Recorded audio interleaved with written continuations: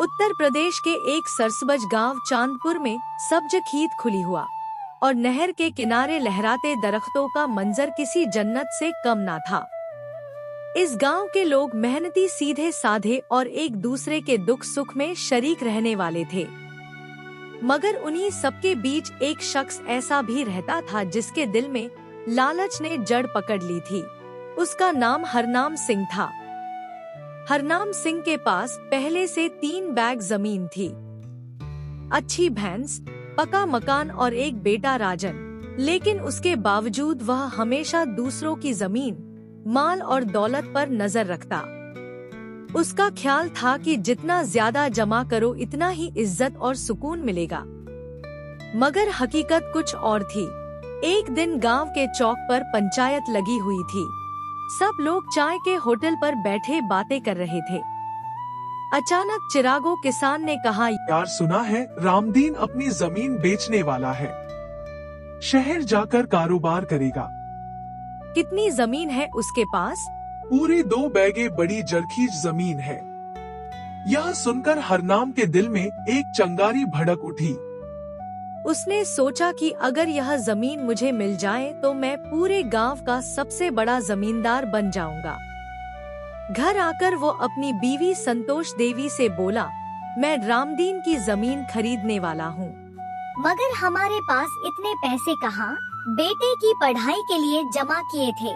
बेटे की फिक्र बाद में, अभी मौका मिला है, नहीं तो दूसरा कोई खरीद लेगा। हरनाम ने अपनी भीस बेच दी, थोड़े सोना बेचा और बाकी पैसों के लिए सूदखोर लक्ष्मण लाल के पास गया। लक्ष्मण लाल गांव का बड़ा चालाक आदमी था।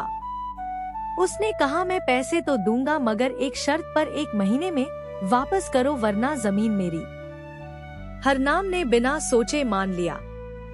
उसने जमीन खरीद ली, मगर फसल उगाने के लिए बीज और खाद के पैसे खत्म हो गए। बेटा राजन बोला, अब अगर हमने सारी जमा पूंजी जमीन पर लगा दी तो फसल कैसे उगाएंगे? तो कुछ नहीं जानता, जमीन हमारी हुई यही काफी है। मगर कुछ ही महीनों बाद कैद पड़ गया। बारिश न होने के बायत फसल सूख गई। हरनाम के हाथों की सारी मेहनत रीत बन गई।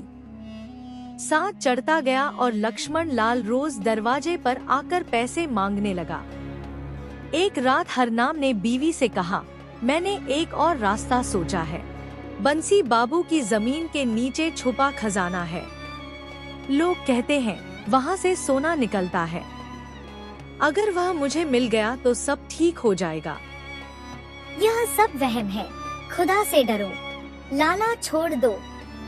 मगर हरनाम के कानों पर ज्यों तक ना रेंगी। रात के अंधेरे में वह बेलचा लेकर बंसी बाबू की पुरानी हवेली में जा पहुंचा। जमीन खोदते हुए कुछ ही देर बाद बेलचे की टन की आवाज किसी सख्त चीज से टकराई। मिल गया, खजाना मिल गया। वो खुशी से चला उठा, मगर जब उसने मुट्ठी हटाई तो वहाँ एक पुराना मटका निकला। उसने ढक्कन खोला तो अंदर से सांप निकल आया। सांप ने डस लिया और हरनाम चीख कर गिर पड़ा। सुबह गांव वाले वहां पहुंचे तो देखा कि वह नींद बेहोश पड़ा है। चंद दिनों बाद जब वह होश में आया तो राजन उसके पास बैठा था। बेटा, मैंने लालच में सब कुछ गवा दिया। अगर मेहनत और कनात से काम लेता तो आज यह दिन ना देखना पड़ता।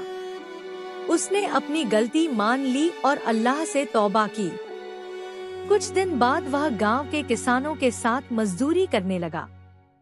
आहिस्ता आहिस्ता इसकी हालत बेहतर होने लगी। मैंने अपनी जिंदगी से एक बात सीखी है, लालच इंसान को अंधा कर देता है। जो दूसरों का हक छीनना चाहता है, आखिरकार अपना भी खो देता है। गांव के लोग उसकी बात सुनकर खुश हुए।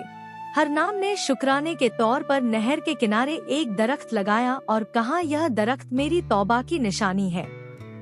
जिसने कभी लालच किया वह उसके साए में बैठकर सोचे कि सुकून दौलत में नहीं, दिल की सफाई में है।